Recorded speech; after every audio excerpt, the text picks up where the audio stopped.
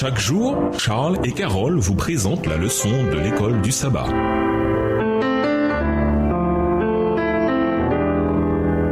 Bienvenue dans votre émission Dieu nous parle. Un son de mercredi, les sages. Hier, nous avons examiné l'importance du caractère pour ceux qui attendent le retour de Jésus. Aujourd'hui, nous regarderons plus précisément l'importance du caractère pour ceux qui sont vivants au retour de Jésus. Lisons Daniel 12 et versets 1 à 10. Quel est le contexte? Quelle période de l'histoire est-il question? Et surtout, que peut-on dire d'après ces versets sur le caractère du peuple de Dieu vivant à ce moment-là? Quelles qualités leur sont données par opposition aux méchants? Lire également Apocalypse 22, le verset 11. Daniel 12 et versets 1 à 10. En ce temps-là se lèvera Michaël, le grand chef, le défenseur des enfants de ton peuple. Et ce sera une époque de détresse, telle qu'il n'y en a point eu de semblable depuis que les nations existent jusqu'à cette époque. En ce temps-là, ceux de ton peuple qui seront trouvés inscrits dans le livre seront sauvés. Plusieurs de ceux qui dorment dans la poussière de la terre se réveilleront, les uns pour la vie éternelle et les autres pour l'opprobre, pour la honte éternelle. Ceux qui ont été intelligents brilleront comme la splendeur du ciel, et ceux qui auront enseigné la justice à la multitude brilleront comme les étoiles à toujours et à perpétuité. Toi, Daniel, tiens secrète ces paroles et scelle le livre jusqu'au temps de la fin. Plusieurs alors le liront et la connaissance augmentera. Et moi, Daniel, je regardai et voici deux autres hommes se tenaient debout, l'un en deçà du bord du fleuve et l'autre au-delà du bord du fleuve. Verset 6. L'un d'eux dit à l'homme vêtu de lin qui se tenait au-dessus des eaux du fleuve: Quand sera la fin de ces prodiges? Et j'entendis l'homme vêtu de lin qui se tenait au-dessus des eaux du fleuve. Il leva vers les cieux sa main droite et sa main gauche, et il jura par celui qui vit éternellement que ce sera dans un temps, des temps et la moitié d'un temps, et que toutes ces choses finiront quand la force du peuple saint sera entièrement brisée. J'entendis, mais je ne compris pas. Et je dis: Mon Seigneur, quelle sera l'issue de ces choses? Il répondit: Va, Daniel, car ces paroles seront tenues secrètes et scellées jusqu'au temps de la fin. Plusieurs seront purifiés, blanchis et épurés. Les méchants feront le mal et aucun des méchants ne comprendra, mais ceux qui auront de l'intelligence comprendront. Apocalypse 22, verset 11. Que celui qui est injuste soit encore injuste, que celui qui est souillé se souille encore, et que le juste pratique encore la justice, et que celui qui est saint se sanctifie encore. Daniel s'entend dire que juste avant le retour de Jésus, il y aura un temps de détresse jamais vu dans toute l'histoire du monde. Dans Daniel 12 et versets 3 et 10, nous avons une description des justes et des méchants à ce moment-là. Remarquez comment les méchants agiront en méchants. Daniel 12 verset 10. Par opposition aux justes qui, au verset 3, brillent. Peut-être parce qu'ils ont été purifiés, blanchis et épurés. Daniel 12 verset 10. Pendant ce temps de détresse tel qu'il n'y en a pas eu depuis qu'il existe une nation jusqu'à ce temps-là. Daniel 12 verset 1. A contrario, également, les méchants ne comprennent pas, mais les justes sont sages et comprennent. Ils comprennent quoi? Les maths, la science, la haute critique? Proverbe dit que la crainte du Seigneur est le commencement de la connaissance. Proverbe 1 verset 7. Dans ce contexte, peut-être que les sages sont sages parce qu'ils ont une compréhension de ces événements finaux. Le temps de détresse, à mesure qu'il se déroule, ils ne sont pas pris par surprise. Ils ont étudié la parole. Alors ils savent ce qui arrive. Et surtout, ils en savent assez pour laisser ce temps de détresse les purifier et les épurer. Les méchants de notre côté s'obstinent simplement davantage encore dans leur rébellion et persistent ainsi dans leur méchanceté. Le point crucial, c'est que nous avons ici la description d'un peuple qui est passé par un processus de purification et d'épuration. Bien que nous ayons examiné ces versets dans le contexte des tout derniers jours, quels principes peuvent nous aider à mieux comprendre ce qu'est le processus de purification et d'épuration, même pour nous aujourd'hui? Au revoir. Et à demain si Dieu veut.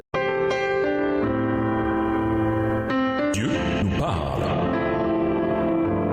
Chaque jour, Charles et Carole vous présentent la leçon de l'école du sabbat.